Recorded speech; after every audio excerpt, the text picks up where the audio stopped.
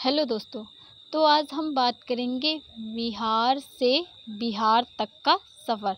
अब ये एक नाम मात्र या कहा जाए तो शब्द का ही नहीं है अंतर कि बिहार था और बिहार हो गया। इसका सफ़र जो कि कहा जाए तो आध्यात्मिक रूप से और ये भी कहा जाता है राजनीतिक और सांस्कृतिक रूप से भी है कि इसके मतलब बिहार से बिहार मतलब होने के क्या कारण थे और ये किस कारण से बिहार का नाम कहा जाए बिहार पड़ा। तो इसके बारे में अगर हम जानते हैं तो यहाँ पर बिहार में गौतम बुद्ध और जैन तीर्थकार जो कि कहा जाए तो महावीर स्वामी का जन्म हुआ था। जो गौतम बुद्ध हैं उनका जन्म जो कि नेपाल के लुम्बिनी जो कि मतलब है राज्य में हुआ था। परंतु ऐसा माना जाता है कि उन्होंने अपने जितने भी धार्मिक या कहा जाए अपने जो भी प्रवचन या हम कह सकते हैं टीचिंग है उन्होंने बिहार में ही सबसे ज़्यादा दी है। और जो महावीर स्वामी है उनका जन्म जो कि वैशाली के कुड़पुर गांव में मतलब माना जाता है जो कि मतलब वहाँ पर उनका जन्म हुआ था और उसके जो पावापुर जो कि है वहाँ पर उन्होंने प्राप्त की थी निर्वाण की प्राप्ति कैवल्य।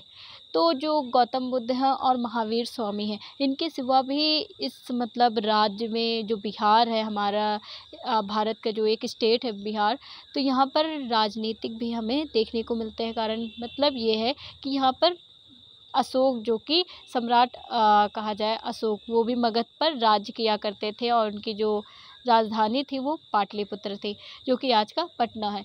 तो ये भी एक कारण है। तो ये बिहार पर बहुत कहा जाए धार्मिक स्थल भी इसे कह सकते, साथ ही साथ जो कि क्षत्रिय भी स्थल ये माना गया है। यहाँ पर शासन भी बहुत अच्छा हुआ है और यहाँ पर राजा भी बहुत ही अच्छे हुए हैं। तो हम आज बात करेंगे बिहार से बिहार तक का सफ़र को लेकर के। तो जो गौतम बुद्ध हैं उनकी जो कहा जाए विश्व प्रसिद्ध टीचिंग जो कि विश्व का सबसे बड़ा नालंदा विश्वविद्यालय जो कि यहाँ पर बिहार में ही बना है।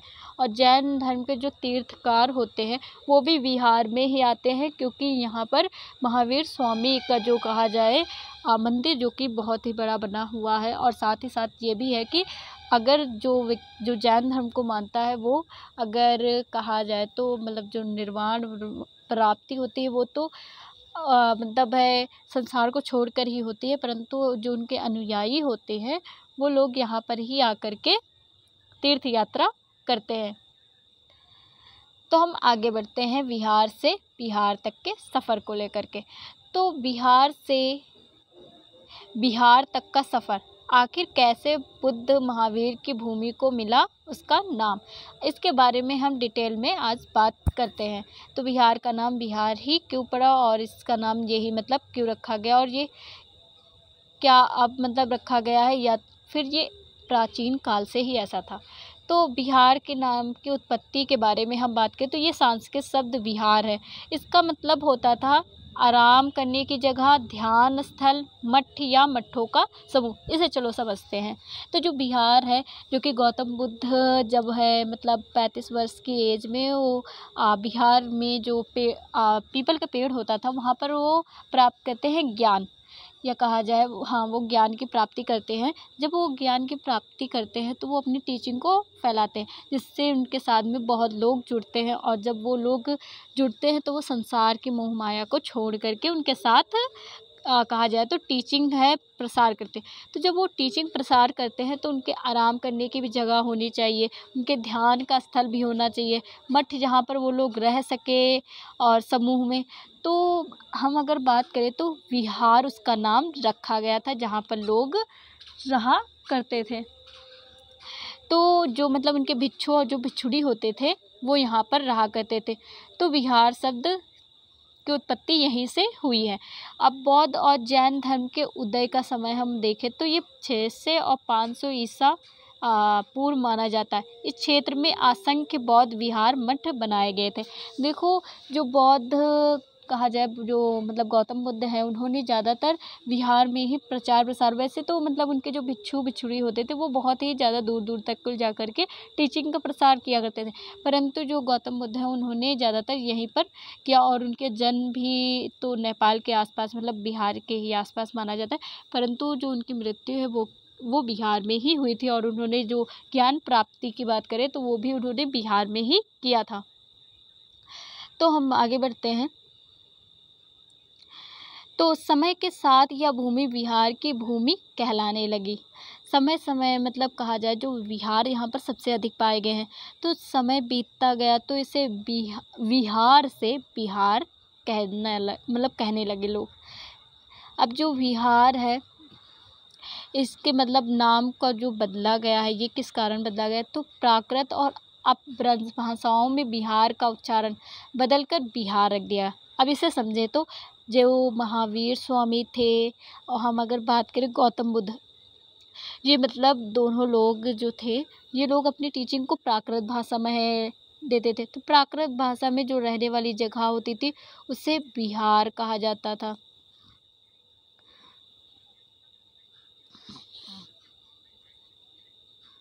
तो क्या है, बिहार कहा जाता था।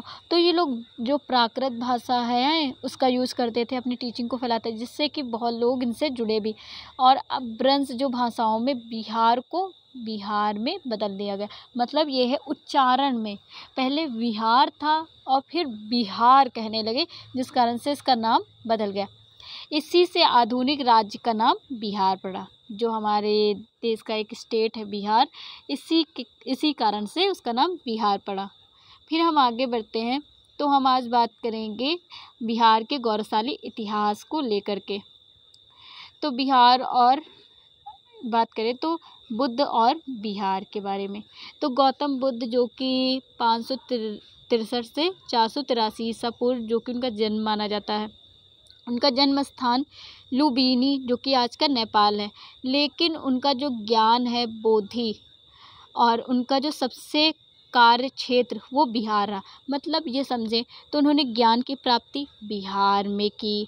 उन्होंने सबसे ज़्यादा कार्य क्षेत्र या कहा जाए जहाँ सबसे ज़्यादा उन्होंने टीचिंग भी दी तो वो बिहार है। सबसे ज़्यादा कार्य बिहार में, सब कुछ बिहार में उन्होंने किया। इस कारण से ये मतलब दार्शनिक ये भी क्षेत्र माना जाता है, ये जन्मभूमि भी मानी जाती है धर्मों की। तो उन्होंने बोध गया जो मतलब आज जो गया ज़िला है वहाँ पर पाया जाता है। तो बोध गया में उन्होंने मतलब है ज्ञान की प्राप्ति की थी, जो कि पीपल के वृक्ष के नीचे, यही बोध वृक्ष के नीचे ज्ञान की प्राप्ति की थी। राजगीर जो कि मगध की राजधानी भी थी। बुद्ध की प्रथम वर्षावार स्थल और मगध की राजधानी भी रही है। जो कहें जो गौतम बुद्ध हैं उन जो अपनी मतलब कहा जाए जो भिक्षु भिक्षुणी हैं उनके रहने का स्थल भी यही था। और जो गौतम बुद्ध थे इनका भी ये स्थल था, ये यहाँ पर रहा करते थे। फिर है नालंदा की बात करते हैं तो जो कि बौद्ध शिक्षा का सबसे बड़ा विश्वविद्यालय भी माना जाता है। ये बौद्ध शिक्षा का विश्वविद्यालय के साथ साथ ये विश्व में भी बहुत ही ज़्यादा कहा जाए तो फेमस था कि बाहर के लोग यहाँ पर आकर के टीचिंग लिया करते थे। तो ये भी बिहार में पाया जाता है। फिर हम बात करते हैं जो वैशाली विश्व का पहला गणराज्य, और यह बुद्ध ने अपना अंतिम प्रवचन दिया। वैशाली जो कि अभी मैंने बताया था कि जो महावीर स्वामी है उनका जन्म वैशाली के कुडरपुर में मतलब हुआ था, ये गांव था उनका। तो ये है कि जो ये पहला एक गणराज्य भी बना और साथ ही साथ जो कहा जाए गौतम बुद्ध ने अपना अंतिम प्रवचन यहाँ दिया। उन्होंने प्रथम प्रवचन जो कि सारनाथ में दिया था, वो भी वाराणसी उत्तर प्रदेश में। और वहीं पर बात करें जो बुद्ध का जो अंतिम प्रवचन है वो वैशाली में उन्होंने दिया था। ये है गौतम बुद्ध, ये है गौतम बुद्ध का कहा जाए तो वैशाली वाले जगह पर ये बनाया गया है। फिर अब हम बात करते हैं महावीर और बिहार को लेकर के।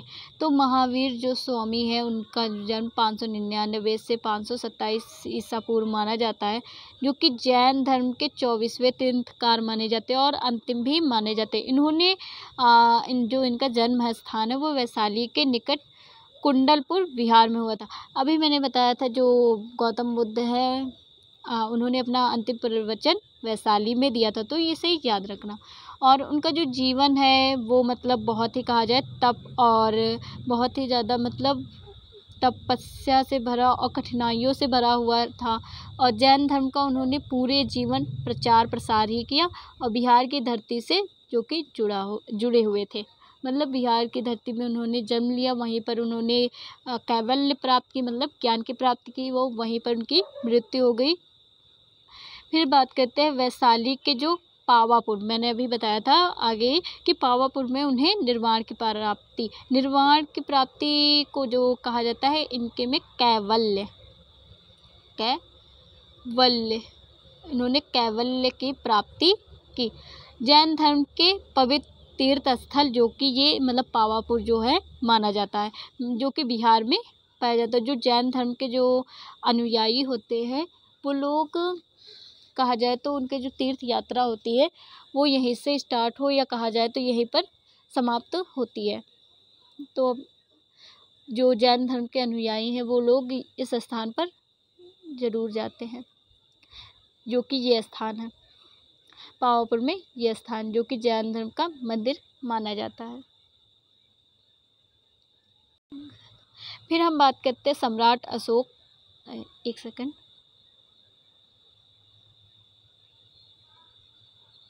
फिर हम बात करते हैं सम्राट अशोक और बिहार को लेकर के। तो जो राजधानी पाटलिपुत्र पटना, जो कि आज की मतलब पटना है, और मगध की राजधानी पाटलिपुत्र थी, और अशोक साम्राज्य मगध से शासित होता था। अब इसे समझे तो अशोक जो कि मगध है जो साम्राज्य था उसमें शासन किया करते थे, और उनकी जो राजधानी है वो पाटलिपुत्र होती थी। पाटलिपुत्र उसके समय उनके मतलब समय में विश्व का सबसे बड़ा व्यवस्थित नगर माना जाता था। अब इससे मैं समझाती हूँ अच्छे तरीके से। जो पाटलिपुत्र होता थी या वो मतलब है कहा जाए विश्व का सबसे बड़ा व्यवस्थित नगर माना जाता है। एग्जाम्पल के तौर पे लो, जैसे मेरा स्टेट है उत्तर प्रदेश, तो जो मेरी कैपिटल है बात की जाए राजधानी वो लखनऊ है, तो जितना सारा काम होगा तो वो लखनऊ में ही होगा। जितनी सारी कार्यपालिका वहाँ पर बैठेगी, सारी चीज़ें वहाँ पर होंगी, जो भी देश में राज्य में चलाना है जो भी कार्य होगा तो वो सारा काम है राजधानी में होगा। तो वैसे ही जो मगध का सारा काम पाटलिपुत्र में हुआ करता था, और जिसके कारण ये व्यवस्थित नगर भी माना जाता। अब अगर देखो तो पूरे राज्य में इतनी ज़्यादा कहीं पर मतलब साफ़ सफाई या कहा जाए कोई काम ना होता हो, मान लो कोई भी काम इतना अच्छे से राज्य में ना होता, परंतु कैपिटल बहुत ही ज़्यादा है इम्पोर्टेंट होती है, और वो बहुत ही ज़्यादा कहा जाए तो व्यवस्थित नगर भी उसे माना जाता है। तो कैपिटल मगध की थी, जिस कारण मतलब बहुत ही ज़्यादा व्यवस्थित थी। ये सम्राट अशोक है जिन्होंने मगध या कहा जाए पूरे इनके ही कारण मतलब पूरा भारत जो कि अखंड भारत बना हुआ था, अफ़गानिस्तान से लेकर के यह बांग्लादेश और ऊपर नेपाल से लेकर के कहा जाए तो नीचे तेलंगाना के मतलब थोड़ा सा कर्नाटक वाले एरिया तक कुल इनका साम्राज्य फैला हुआ था। फिर हम बात करते हैं जो बौद्ध के नालंदा, बोध गया, राजगृह। अशोक ने बोध गया में महाबोधि मंदिर, जहाँ पर जो गौतम बुद्ध थे उनको क्या प्राप्ति हुई थी, ज्ञान की प्राप्ति, तो वहाँ पर इन्होंने महाबोधि मंदिर बनवाया। साथ ही साथ उन्होंने ये भी करवाया कि जो बौद्ध ने ज्ञान प्राप्त किया था उसकी टीचिंग को भी उन्होंने मतलब ये भी कह सकते हैं कि उन्होंने जो बौद्ध धर्म के जो भी प्रचार प्रसार होता था वो भी उन्होंने करवाया। नालंदा और राजगृह बौद्ध अध्ययन के लिए बड़े केंद्र बने। तो इसे समझते हैं। तो नालंदा जो कि और राजगृह ये मतलब कहा जाए तो बौद्ध धर्म की जो टीचिंग होती थी, जहाँ पर टीचिंग दी जाती थी, वहाँ मतलब कहा जाए अध्ययन के लिए एक केंद्र बना दिया। यहाँ पर मतलब शिक्षा दी जाती थी बौद्ध धर्म की। फिर हम आगे बढ़ते हैं। हाँ ये देखो यहाँ पर टीचिंग दी जाती थी, यहाँ पर जो कि वैशाली का है ये, और यही बौद्ध मंदिर बनवाया गया था जिसे महाबोधि मंदिर कहा जाता है। फिर हम बात करते हैं अशोक स्तंभ। अशोक ने स्तंभ बनवाए थे, वो भी बौद्ध धर्म से रिलेटेड। हाँ, अशोक ने स्तंभ बनवाए थे, वो भी बौद्ध धर्म से रिलेटेड। तो अशोक ने जो कि बिहार के विभिन्न हिस्सों में अपने धम्म संदेश लिखवाए। बिहार के जितने सारे मतलब देखो मगध जो कि है बिहार में था और वो भी उनका ही राज था। तो उन्होंने मतलब अपने साम्राज्य में हर जगह पर शिलालेख लिखवाए और स्तंभ भी बनवाए। साथ ही साथ उन्होंने सबसे प्रसिद्ध लोक अशोक स्तंभ जो कि वैशाली, जो कि आज जो बिहार में वैशाली है, और उसके ऊपर शीर्ष सिंह मतलब शीर्ष बना हुआ था।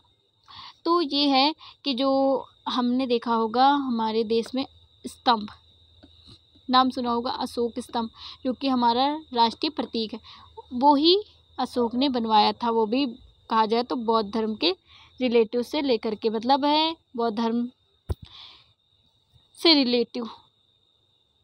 ये देखो, ये मतलब है स्तूप है और ये है स्तंभ, जो कि कहा जाए तो उनके द्वारा बनाया गया, सम्राट अशोक के द्वारा।